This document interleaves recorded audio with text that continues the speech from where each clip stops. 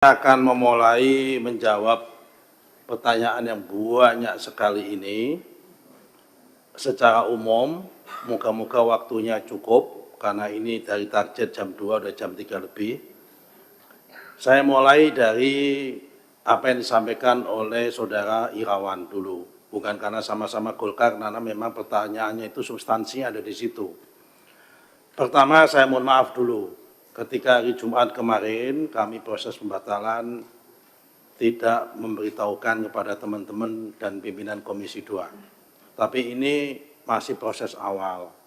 Nanti ada proses selanjutnya, insya Allah akan kami undang teman-teman Komisi 2 dan pimpinan Komisi 2. Mungkin kalau Komisi 4 kemarin waktu meninjau ke sana momentumnya pas kunspek.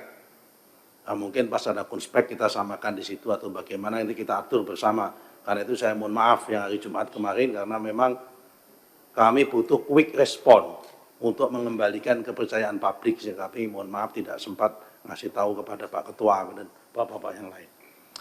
Kenapa cuma 50? Ya itulah Pak, tadi saya katakan prosesnya memang tidak gampang untuk membatalkan satu sertifikat itu karena katun. Keputusan tata usaha negara itu memang harus mengkonfirmasi satu persatu. Itu pun dari yang 50, ada mereka yang tidak rela dibatalkan. Dan itu kami paksakan. Dan memang ada potensi dan celah untuk mereka untuk melakukan gugatan ketun. Tapi kami yakin kalau ditun itu kita kuat karena memang fakta materialnya memang mendukung untuk itu dibatalkan. Itulah Bapak-Bapak sekalian, saya terima kasih sekali sama Pak Irawan mengingatkan ini. Kenapa kalau orang Jawa bilang kita tidak bisa saedek saenyek langsung batal semua itu nggak bisa. Karena memang proses tata usaha negara itu harus kita lalui. Bahkan kami kan menggunakan jangan sampai kita itu ingin memberantas kebatilan tapi dengan menggunakan cara yang batil juga kan nggak boleh. Kita harus dengan memberantas kebatilan tapi dengan cara yang baik dan cara yang benar begitu.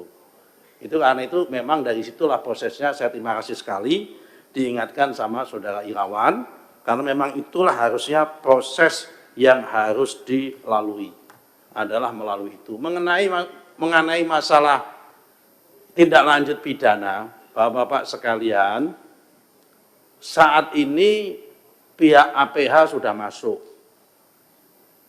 Jadi tanpa kami melakukan proses tindak lanjut ke pidana pun, APH memang sudah melakukan inisiasi di bidang itu. Mulai dari proses pemalsuan dokumen di bawah, yang melibatkan Pemda, mulai dari pemalsuan dokumen PBB, dokumen giriknya dan sebagainya, sudah diproses semua oleh APH. Jadi perkara masalah ini, kemudian setelah kami secara administrasi selesai, bola akan lari kepada proses pidananya. Kalau didorong ke sana. Apakah ATR BPN akan mengeluarkan inisiasi itu? Tanpa kita ada inisiasi sudah ada proses. Kita nanti malah double-double kalau melakukan inisiasi-inisiasi lagi. Jadi kira-kira seperti itu yang bisa kami lakukan untuk menjawab apa yang disampaikan oleh concern daripada Pak Deddy Sitorus. Tapi apa pelajaran yang kita ambil dari kasus ini? Kasus Tangerang, kasus Bekasi, kasus Sidoarjo dan sebagainya. Ini menjadikan refleks minimal menjadi 3 hal. Catatan kami yang harus kita benahi dalam waktu singkat ini. Pertama, memang Permen 16 tahun 2022 ini harus dievaluasi. Pelimpahan kewenangan pemberian hak maupun konversi hak tentang HGB badan hukum kepada Kantah itu memang terlalu berat. Sehingga kita mengambil pemikiran memang dalam waktu singkat ini akan kita limpahkan di wilayah Kanwil sama di pusat saja, di kementerian. Untuk yang pemberian hak HGB mulai 0 sampai 5% mungkin ada di badan hukum, mungkin ada di provinsi. Yang setelah 5 hektar itu sampai 25 ke atas kita ambil ke kementerian. Karena memang sangat berat sekali. Tekanan politiknya HGB itu sangat berat. Apalagi kalau daerah-daerah di kota-kota besar yang mempunyai tingkat nilai ekonomi tinggi, pemberian HGB jangankan setengah hektar, jangankan 1-2 hektar, setengah hektar saja Kalau itu di Jakarta, kawasan-kawasan yang tadi disebut oleh Pak Ketua, itu tekanan politiknya tinggi. Karena Pak, nilai ekonominya juga tinggi. Dan kadang-kadang memang ada kakantah kita yang kuat menghadapi tekanan, ada juga yang tidak kuat menghadapi tekanan.